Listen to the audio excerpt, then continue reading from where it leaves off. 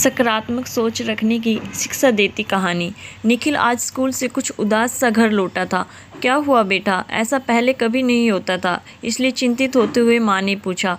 तो जवाब में निखिल बोला, कुछ नहीं माँ, बस आज मूड कुछ ठीक नहीं है। चलो ठीक है, मैं खाना निकालती हूँ, तुम तब तक फ्रेश हो जाओ। इसके बाद निखिल ने खाना खाया और आराम करने लगा। निखिल अपने माता पिता की इकलौती संतान था। उसके दादाजी उसे बहुत प्यार करते थे। अक्सर वो खाली समय में अपने दादाजी के पास ही बैठता था। अगर उसे कोई परेशानी होती तो वो दादाजी के पास जाता और उसके दादाजी उसकी परेशानियों को चुटकियों में दूर कर देते। क्यों नहीं बताया तुमने कि तुम्हें टीचर ने मारा है? अपना होमवर्क क्यों नहीं पूरा किया तुमने? अचानक ही निखिल के कमरे से उसकी माँ की आवाज़ें आने लगी। लहजे से पता चल रहा था कि निखिल की माँ गुस्से में उससे ये सवाल कर रही थी। तभी निखिल के दादाजी निखिल के कमरे में पहुँचे और पूछा, क्या बात है बहू, क्या कर दिया इसने? पिताजी, आज ये जब स्कूल से आया तो इसका मुंह उतरा हुआ था। पूछा तो इसने कुछ बताया नहीं। फिर जब मैंने आर्यन के घर फ़ोन किया तो पता चला आज इसने होमवर्क न करने के कारण मार पड़ी है। निखिल सर झुकाए हुए खड़ा था। दादाजी ने निखिल से पूछा, क्या ये सच है निखिल? निखिल कुछ नहीं बोला। उसकी खामोशी इस बात की गवाही दे रही थी कि उस पर जो आरोप लगाया गया है वो बिल्कुल सही है। इसके साथ ही उसे अपने दोस्त आर्यन पर गुस्सा भी आ रहा था। निखिल उसे अपना सच्चा दोस्त मानता था, लेकिन नकारात्मक सोच हो जाने के कारण आज वही दोस्त उसे दुश्मन नजर आ रहा था। बहू तुम जाओ, मैं इससे बात करता हूँ। निखिल की माँ जानती थी कि वो अपने दादाजी की बात आसानी से समझ लेगा, इसलिए बिना कुछ बोले वो कमरे से बाहर चली गई। निखिल, ये क्या सुन रहा हूँ बेटा? दादाजी, आज पहली बार ही मैंने होमवर्क नहीं किया था। ऊपर से आर्यन ने मेरी शिकायत लगा दी। आज से वो मेरा दोस्त नहीं है। मैंने भी ऐसा ही कहा था। दादाजी की ये बात सुनकर निखिल एकदम दादाजी के चेहरे की तरफ देखने लगा। उसे जैसे वो चीज़ मिल गई हो जिसका उसे कब से इंतजार था। इतनी डांट पड़ने के बाद ये शब्द उसके लिए संजीवनी का काम कर गए थे। कब दादाजी? जब मैं भी तुम्हारी तरह एक छोटा बच्चा था। आपने भी होमवर्क नहीं किया था?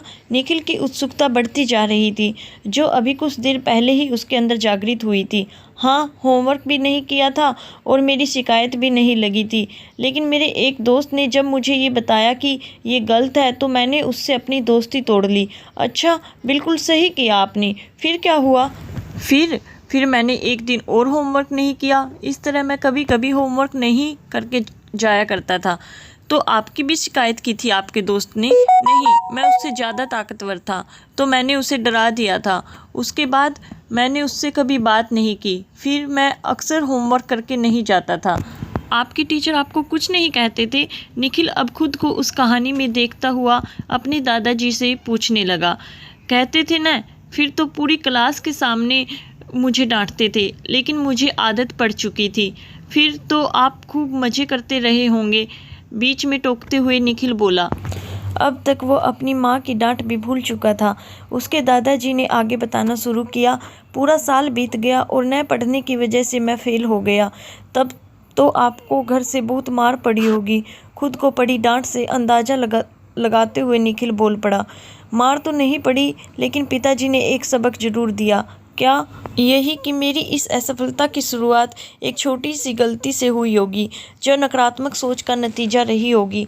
अगर उसी समय मैंने अपनी गलती सुधार कर सकारात्मक सोच और सही रास्ता अपनाया होता तो शायद ये दिन मेरी ज़िंदगी में कभी न आता। उस दिन मुझे एहसास हुआ कि मेरे दोस्त ने भी मुझे इस गलत रास्ते पर जाने से रोका था, लेकिन मैंने उसकी बात नहीं सुनी और मैं फेल हो गया। मतलब मैं भी एक दिन फेल हो जाऊंगा? खुद को उस दृश्य में देखते हुए निखिल ने घबराते हुए डर कर पूछा। हाँ, अगर अब भी तुम समझते हो कि आर्यन ने गलत किया और तुमने सही। बेटा, सच्चा दोस्त वही है जो तुम्हें गलत काम करने से रोकता है और तुम्हें सुधारने की कोशिश करता है। अब ये तुम्हारी सोच पर है कि तुम इस बात को सकारात्मक ढंग से लेते हो या नकारात्मक ढंग से। दादाजी की ये बात सुनकर निखिल को एहसास हो गया था कि उसने गलती की है और उसे गलती मानकर उसे सुधारना चाहिए।